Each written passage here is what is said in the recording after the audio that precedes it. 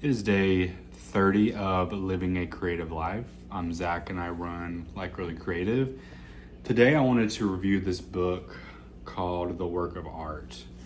And it's by Adam Moss. The tagline is How Something Comes from Nothing.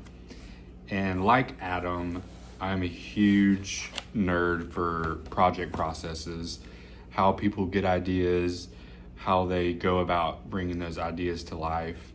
And he interviewed like 43 people across from all mediums. There's a cook writer, there's writers, there's Ira Glass, there's Marie Howe, the poet, and then David Mandel, who's the showrunner for Veep. Lots of visual artists. Louise Gluck, I don't know how you say her name, but I was completely absorbed with this book. It is exactly what I want to do in terms of interviewing artists. I got so many ideas and questions to ask people. Like now, like a lot of what this book is he puts their notes. Like people, the artists will give him their notes and their scribbles. Like this is Tony Kushner, who wrote Angels in America. And that was one of my favorite sections, just to see how he made such a like that's one of my favorite plays. And I'm not a big play person. And then Cheryl Pope, she goes through, and the reason I love this one is because she documents like every step of her process, and it went through every single step and like what she changed, what she was thinking. Like it's such an amazing way to get to know artists better.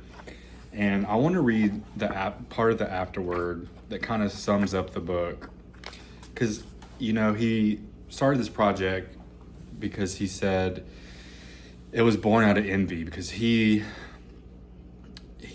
got into painting and he wanted to like get over creative fear, and he wanted to talk to all these creative fearless people and fearlessly creative people, which I can't lie, that's part of the reason I wanted to do this, was to absorb all these people's courage and consistency.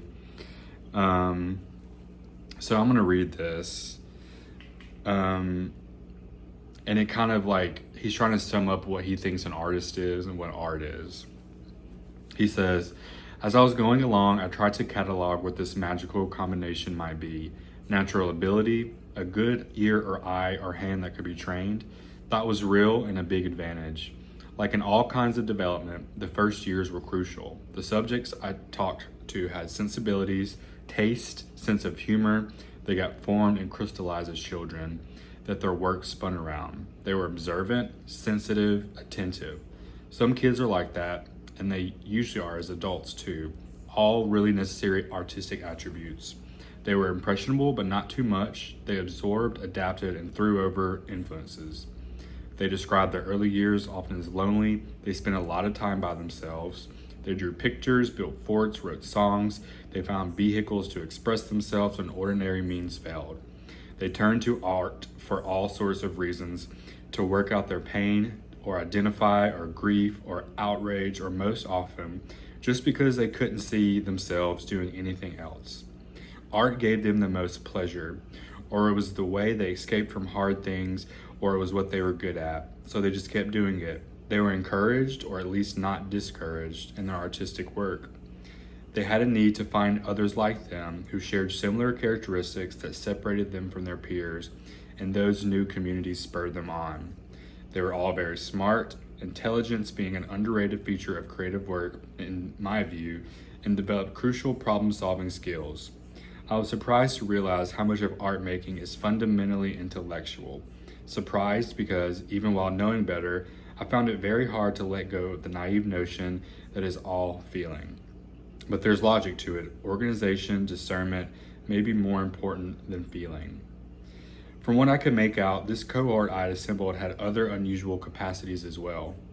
They were spectacularly disciplined with an impressive ability to focus. Curiosity, check.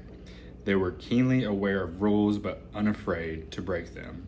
They had patience. They were perfectionists up to a point, but crucially, they were also able to tolerate imperfection. They were decisive, even sometimes it took a long while to get there. When they needed to commit, they could. And endurance, this they had in droves. Art requires stamina.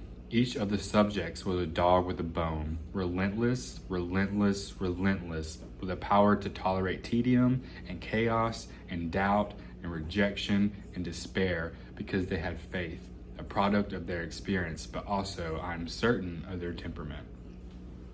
That's just so beautiful, the way he put all the people together at the end and summed them up. And you know, it really is about relentless confidence and faith in your work, and you know, growing up a little weird and kind of on your own. And that's where imagination breeds. You know, I used to hate on growing up in Mississippi because it was boring and it wasn't the big city, but like living in a really small town in the middle of nowhere really made my imagination flourish.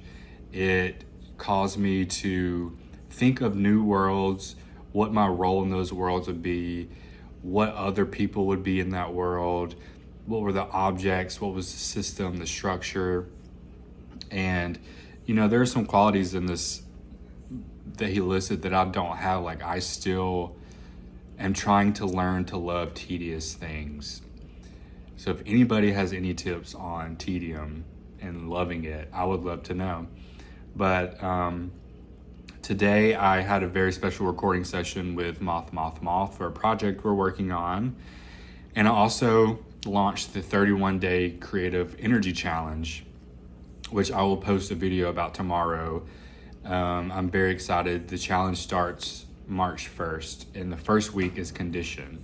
So it's all about movement and exercise, but not like a hardcore, like 75 hard type deal. It's,